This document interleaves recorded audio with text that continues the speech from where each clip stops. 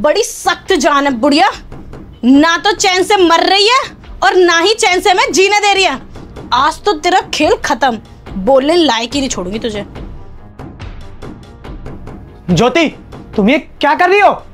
हाँ, तुमने तो मुझे डरा ही दिया था, दिख नहीं रहा क्या? मार रही हूँ इस बुढ़िया को, जब तक ये मरेगी नहीं ना तब तक हम चैन से कैसे रहेंगे? अरे तुम पागल हो गई क्या?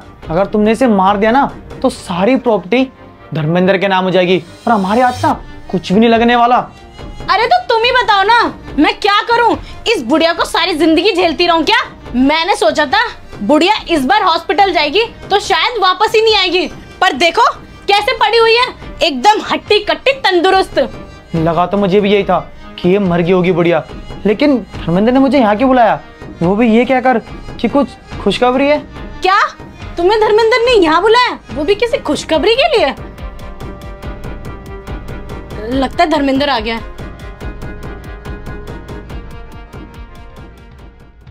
हाँ धर्मेंद्र, तूने मुझे यहाँ पे अचानक से बुला लिया फोन करके।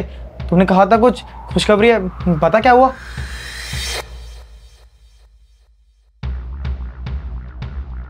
अरे ये कैसे हो सकता है?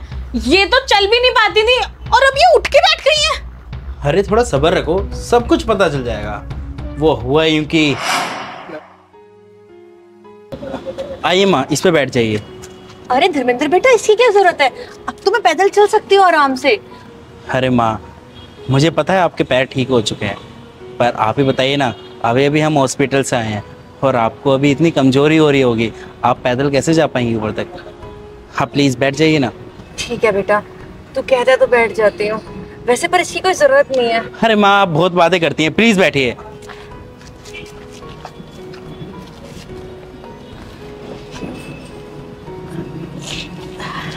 धर्मेंद्र बेटा, मुझे ना तुझसे एक बात करनी है। बात करनी है? ऐसी क्या बात करनी है माँ? एक काम कीजिए, ऊपर चलिए, वहीं बता देना। नहीं वरुण बेटा, मुझे यही करनी है, क्योंकि ऊपर तो ज्योति बहू है ना, तो मैं वो बात उसके सामने नहीं कर सकती हूँ। बहू के लिए बताइए।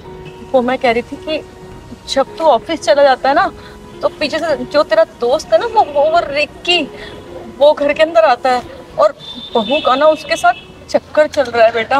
अरे माँ, ये आप कैसी बातें कर रही हैं? रिक्की? अरे वो मेरे बचपन का दोस्त है, वो मेरे को कैसे धोखा देगा? आपको जरूर कोई गलतफहमी हो गई होगी।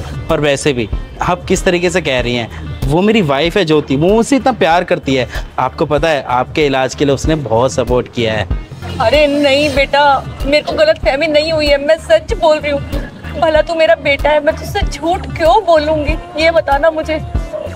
ठीक है माँ, जैसा आप सही समझे। ठीक है बेटा, तू एक काम कर, फिर मैं तुझे साबित करके दिखाती हूँ कि ज्योति बहुत गलत है, पर तुझे मेरा साथ देना पड़ेगा। धर्मेंद्र बेटा, जब तू ऊपर जाएगा ना, तो तू बहू को ये मत बताइयो कि मैं ठीक हो गई हूँ। एक प्लान बनाते हैं, तू ना मेरे को कमरे में छोड़ के कहीं छुप जाइयो और रिक्की को फोन कर दियो कि तू कहीं बाहर जा रहा है। तू देख लियो, इनकी चोरी पकड़ी जाएगी, दूध का दूध और पानी का पानी हो जाएगा। बता, तू मेरा साथ देगा ना? ठीक है माँ, अभी घर चलें? चल बेटा। अरे तुम्हें तो शर्म आनी चाहिए, कुछ पैसों के चक्कर में तुम मेरी माँ को मारने चले थे।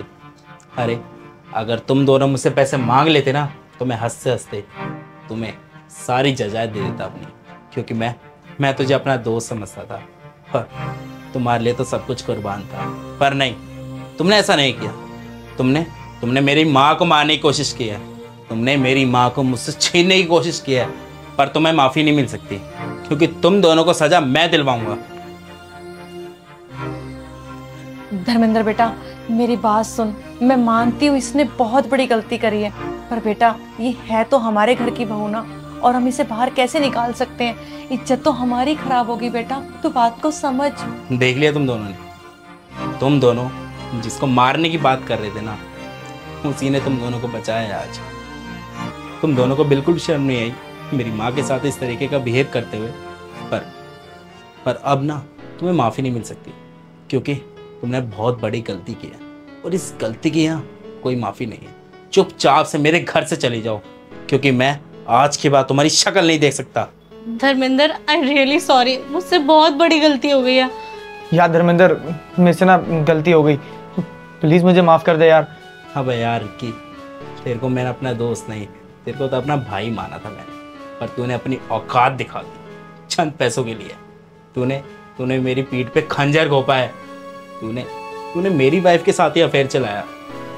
खैर कोई बात नहीं, अब ये सब बातें मैं तुमसे कर ही क्यों रहा हूँ, क्योंकि अब इन सब बातों का ना कोई फायदा नहीं है। बेहतर यही होगा कि तुम दोनों ना अभी की अभी मेरी आंखों के सामने से निकल जाओ, वरना मुझसे बुरा कोई नहीं होगा। प्लीज मुझे एक मौका देकर देखो। अरे जाओ यहाँ से, मुझे कुछ नहीं सुनना।